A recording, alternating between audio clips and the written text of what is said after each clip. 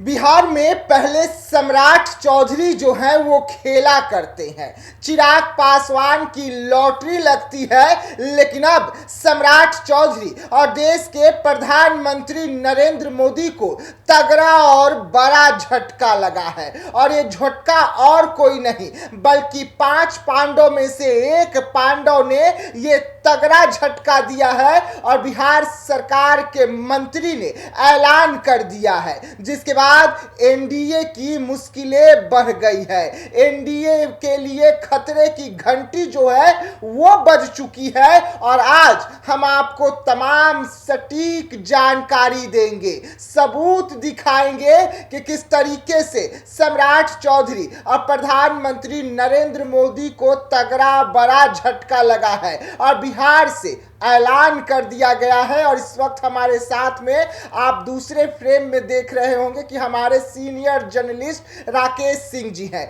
हम सीधा इनसे जुड़ते हैं। आज बिहार में नॉमिनेशन का आखिरी तारीख है और एक तरफ अगर हम बात करें तो सम्राट चौधरी का एक्शन हुआ है, दूसरी तरफ चिराग पासवान की लॉटरी लगी है, लेकिन इसी बीच में सम्राट चौधरी को झटका भी लगा है। ये कैसे देखा जाए बिहार में? देखिए, बिल्कुल आपने सही कहा कि ये जो 5 पांडव हैं उनमें एक पांडव की नाराजगी जो है वो एनडीए को भारी पड़ सकती है जी। और भारी इतनी पड़ेगी कि इसका खामियाजा जो है वो एनडीए को चुकाना पड़ेगा। आज उपेंद्र कुशवाहा दिल्ली जा रहे हैं जी। उनके बेटे को टिकट नहीं मिला है। उनके बेटे सम्राट कैबिनेट में पंचायती राज मंत्री हैं। 6 महीने के भीतर किसी भी सदन का सदस्य बनना सब लोग जानते हैं कि अनिवार्य है, तभी आप मंत्री रह सकते हैं। दीपक प्रकाश अभी किसी सदन के सदस्य नहीं है। 20 नवंबर को जब नीतीश कुमार मुख्यमंत्री थे तब उन्हें मंत्री बनाया गया था। हालांकि इसी बीच अप्रैल में नीतीश कुमार का इस्तीफा होता है तो कहा जाता है कि दीपक प्रकाश को फिर से 6 महीना का वक्त मिलना चाहिए। हालांकि इसको लेकर सुप्रीम कोर्ट में एक याचिका भी दायर की गई थी कि बिना किसी सदन के सदस्य रहे 6 महीना से ज़्यादा वो कैसे मंत्री रह सकते हैं। इस बीच आज नॉमिनेशन का आखिरी डेट है। 4 कैंडिडेट बीजेपी के, 4 कैंडिडेट जदयू के और 1 कैंडिडेट रोजपा रामविलास के विधान परिषद चुनाव में मैदान में है। कुल जैसा कि हम लोग जानते हैं, सब लोग जानते हैं कि 10 सीटों पे 9 सीटों पे चुनाव और 1 सीट पे जो नीतीश कुमार की सीट थी उस पर उपचुनाव होना है। और इसमें सब कुछ क्लियर हो चुका है। उपेंद्र कुशवाहा के बेटे का नाम, दीपक प्रकाश का नाम कहीं भी नहीं है। पूरी तरह से उनका पत्ता जो है सम्राट चौधरी की टीम ने साफ कर दिया है। बीजेपी के भरोसे जिस तरीके से मार्च में उपेंद्र कुशवाहा राज्यसभा गए थे, उन्हें भरोसा था कि बीजेपी उनके बेटे को भी भेज देगी। ये सब तो ठीक है, बीजेपी उनके बेटे को भेज देगी, लेकिन उम्मीद पर पानी फिर गया। लेकिन जिस हिसाब से दीपक प्रकाश ने ऐलान किया अपने फेसबुक पर, जिस तरीके से उन्होंने सब कुछ चेंज किया, प्रधानमंत्री नरेंद्र मोदी की तस्वीर हटा दी, मंत्री का टैग हटा दिया, इसे कैसे देखा जाए? क्योंकि नरेंद्र मोदी की तस्वीर हटाना यानी कि एनडीए से बगावत करना। एनडीए से बगावत दीपक प्रकाश भी कर रहे हैं, उपेंद्र कुशवाहा भी कर रहे हैं। तो ये मान लिया जाए कि अब एनडीए का कुनबा जो है वो टूटने वाला है। एनडीए के कुनबे में इस वक्त बवाल है। बिल्कुल बवाल है, क्योंकि देखिए जिस तरीके से उपेंद्र कुशवाहा पे दबाव था कि अपनी पार्टी का विलय कर दे बीजेपी में, तो आज जिस तरीके से पहले लग रहा था कि सब कुछ फिक्स हो गया है, राष्ट्रीय लोक मोर्चा का विलय जो है वो बीजेपी में होने वाला है, लेकिन अचानक इस बीच आज उपेंद्र कुशवाहा ने प्रेस कॉन्फ्रेंस किया और साफ कर दिया कि किसी भी शर्त पे मेरी पार्टी का अस्तित्व समाप्त नहीं होगा। जो लोग ये सपना, खुली चुनौती सम्राट चौधरी और एनडीए के जो सर्वमान्य नेता हैं नरेंद्र मोदी, उनको उन्होंने दे दिया है खुली चुनौती कि कोई मेरी पार्टी का विलय जो है वो बीजेपी में नहीं करा सकता है। बहुत दिनों से ये चर्चा चल रही थी, जब लोकसभा चुनाव के समय, उस समय भी ये चर्चा हुई थी और इधर लगातार जो है वो चर्चा चल रही थी।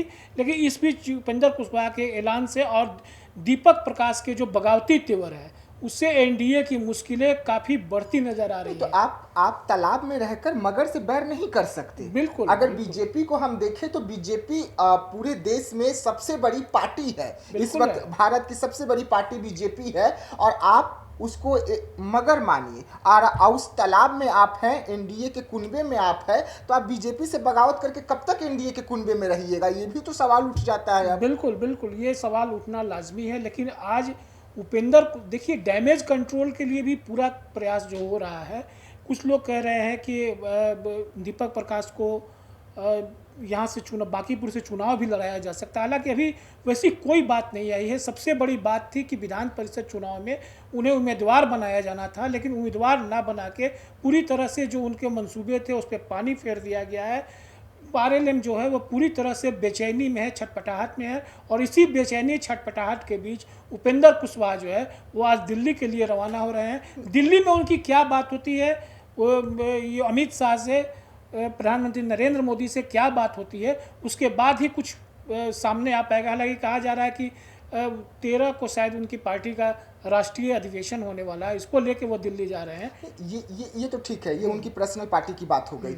अगर हम बात कर ले कि उन्हें बांकीपुर से चुनाव लड़वाया जाएगा, तो ये तो वही हो गया ना कि आप सेफ सीट से उन्हें नहीं उतारे, जहां पर उनकी जीत निश्चित थी आप वहां पर नहीं उतारे, उन्हें जनता के बीच में खड़ा कर दिया। बांकीपुर में तो जनता वोट करेगी ना, बिल्कुल, वहां पे विधायक वोट नहीं करेंगे। तो ऐसे में उपेंद्र कुशवाहा के बेटे दीपक प्रकाश का जीतना मुश्किल है। आपने अपने तमाम कैंडिडेट को उतार दिया। ये वही हुआ कि उपेंद्र कुशवाहा और राज्यसभा भेजने से पहले जो कम वाले थे, दो साल वाले जो आंकड़े थे, आपने उन्हें वहां पर भेज दिया था कि 2 साल के लिए आप राज्यसभा बन जाइए। बाकी जो 4.5 साल वाले थे वहां पे बीजेपी ने अपना कैंडिडेट उतार दिया था। तो ये तो धोखा ही हुआ ना एक तरीके से। बिल्कुल धोखा हुआ, बिल्कुल धोखा हुआ, क्योंकि 4 साल की जो 6 वर्ष का कार्यकाल है, 9 सीटों का, 4 साल का बचा हुआ है नीतीश कुमार जी का कार्यकाल, उस पर भी कम से कम भेजा जा सकता था। और ये पूरी तरह से 202 सीटें जो है एनडीए के पास है, और पूरी तरह से 9 कैंडिडेट की जीत तय थी। 100% 9 कैंडिडेट ही उतारे गए।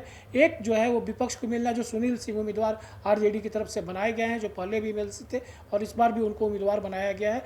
लेकिन सेफ सीट से ना उतर के अब इस तरह से चर्चा चल रही है कि उनको नहीं तो बांकीपुर में जो नीति नवीन की जो सीट खाली हुई है वहाँ से उतारा जा सकता है। हालांकि पूरी तरह से बगावती तेवर में, बगावती मूड में आ गए हैं, अपना बायो चेंज कर दिया है, मंत्री पद हटा दिया। वैसे भी वो जानते हैं कि मंत्री पद से मुझे इस्तीफा देना ही पड़ेगा जी। बहुत से बहुत, अगर बहुत से बहुत होगा तो नवंबर के फर्स्ट वीक तक वो मंत्री रह सकते हैं अगर इस्तीफा। लेकिन इस बीच सम्राट चौधरी उनको कह सकते हैं कि आप इस्तीफा दीजिए, किसी सदन के सदस्य नहीं है। तो इसलिए उन्होंने खुद अपने बायो से, अपने फेसबुक अकाउंट से उन्होंने हटा दिया है मंत्री पद। सबसे बड़ी बात कि नरेंद्र मोदी का उन्होंने फोटो हटा दिया है और जनता के बीच जाने का ऐलान।